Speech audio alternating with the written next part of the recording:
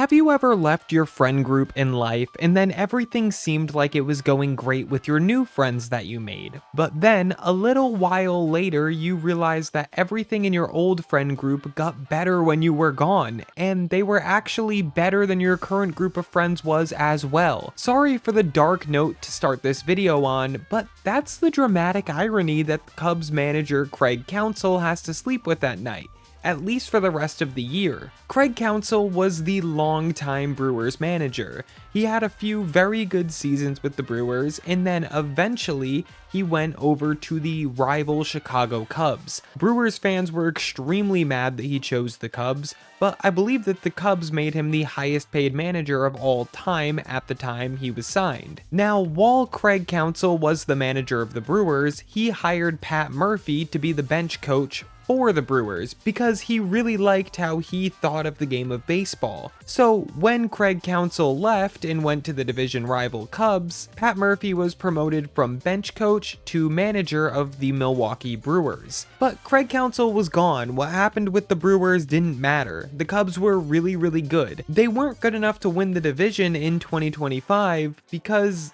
Pat Murphy's Brewers came roaring back and overtook Chicago. And after taking the division from Counsell, Murphy even eliminated him in the playoffs tonight. It just happened. He just eliminated him. So it's honestly even worse than what I said in the intro. You brought someone into the old friend group, maybe one of your best friends. They stayed when you left, and they became the leader of that group, and then they were better than you. That's the harsh reality of the Chicago Cubs. And I have to admit, it's so nice that this game didn't go 15 innings long, so I can actually record this video the night of the game instead of the night after. Also, if you haven't subscribed to my channel yet, this video is going up on an NFL Sunday, so it's going to get less views than normal. So help me out. Less than 5% of my viewers are subscribed to me, so just do it. It'll push this content out to more people, and it'll just let me know that you appreciate the content. Thank you. The 2025 Chicago Cubs were really good in the regular season. They were also good in the wild card round, but honestly, the Padres were worse than the Cubs were good in that series. I'm not trying to take away from the Cubs. They won a playoff series, I get it, but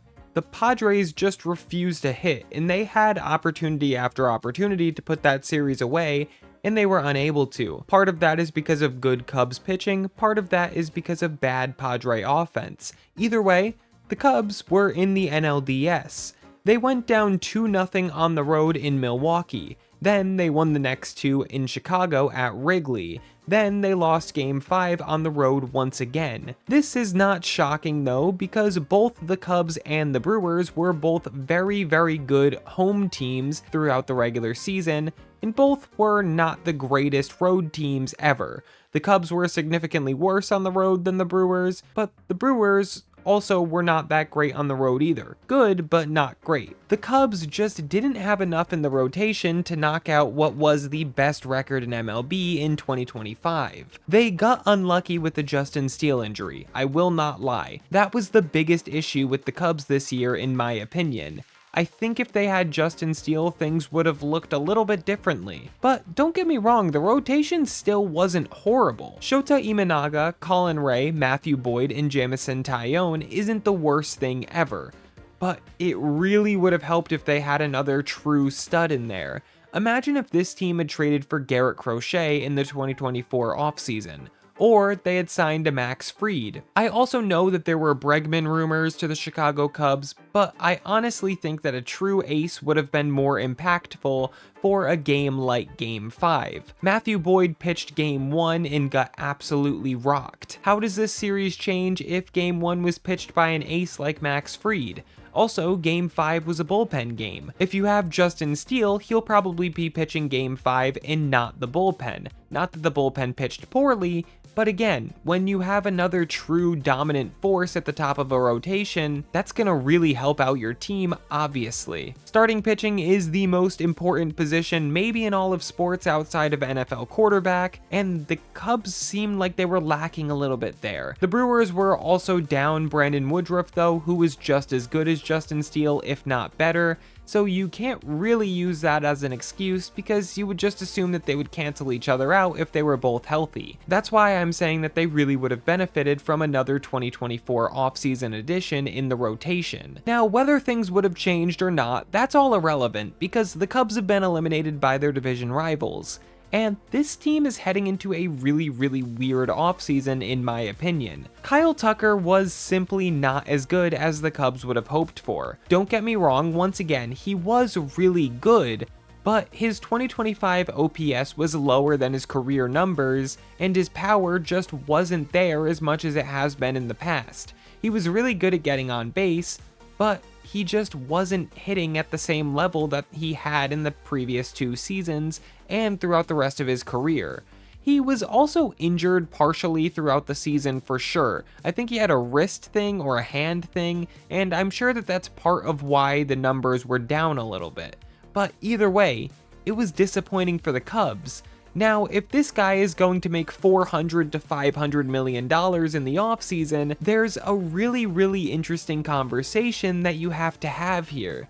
The Cubs gave up a lot of talent to get Kyle Tucker, Isaac Paredes, Cam Smith, and more. So having him for just 1 season and not even making the NLCS would be a big time loss for a trade in my opinion. But again, Tucker is the best free agent on the open market. So are the Cubs, who have been fairly cheap recently, going to be able to hand out that amount of money? I don't know. I'm sure most teams are going to be in on this guy. If the Yankees do not keep Cody Bellinger, Kyle Tucker might be in pinstripes. Or the Los Angeles Dodgers, who tend to jump on anyone, might jump on him as well. Will the San Diego Padres look to improve their offense with the guy who eliminated them last season? Who knows? There are lots of teams that are going to be in on Kyle Tucker, and I don't know if the Cubs are going to be able to outspend them. Just like Alex Bregman, they desperately wanted the player, but they weren't willing to do what it took to get him in Wrigley. So will that be the same thing for Kyle Tucker? I don't know, we have to see how it plays out. The 2026 payroll is sitting at around $176 million.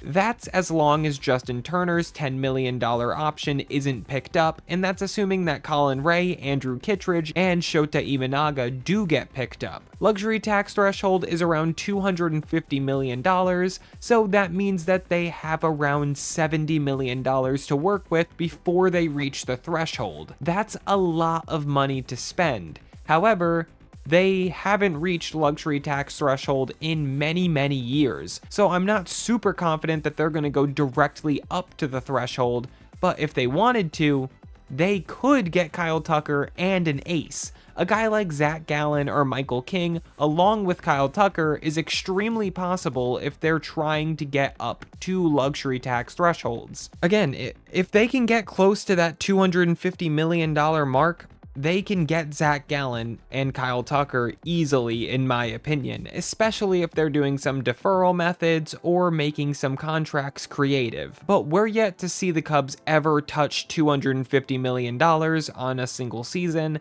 so I wouldn't bank on that, but if they could, that would be big for the Cubs. The last 2 seasons were $230 million in 2025 and $195 million in 2024. So that's a decent bit away from what they could spend this offseason. Maybe because they were 1 game away from the final 4 teams in MLB, they go out and invest in their club.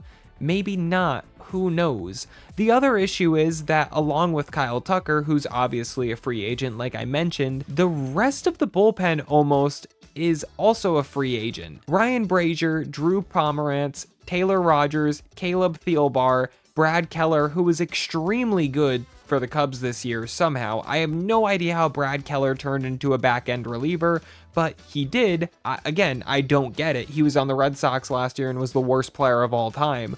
But this bullpen was a staple for the Cubs in 2025. and 5 of their key contributors are moving on. And when I say moving on, obviously you can bring them back, but those players are not included in the $176 million that I mentioned earlier. So if each of those players got $4 million, that's another $20 million that needs to go in with those 5 relievers. So now you're sitting at only $50 million to spend in free agency before you add anyone and before you bring back Kyle Tucker. So that's where that makes a big difference, and you're probably not going to bring back all 5 of them for $4 million each. I can't imagine that there isn't one player that wouldn't get $10 million somewhere else. And again, this is also assuming that Andrew Kittredge and Colin Ray, who have options, would get picked up. But if they don't, there are even more losses to that bullpen. Kittredge is $9 million and Colin Ray is $6 million. They really have to fix that bullpen heading into next season. So many pieces are gone or could be gone again if they're not re-signed. The guys that actually are on the roster still make up a really good team.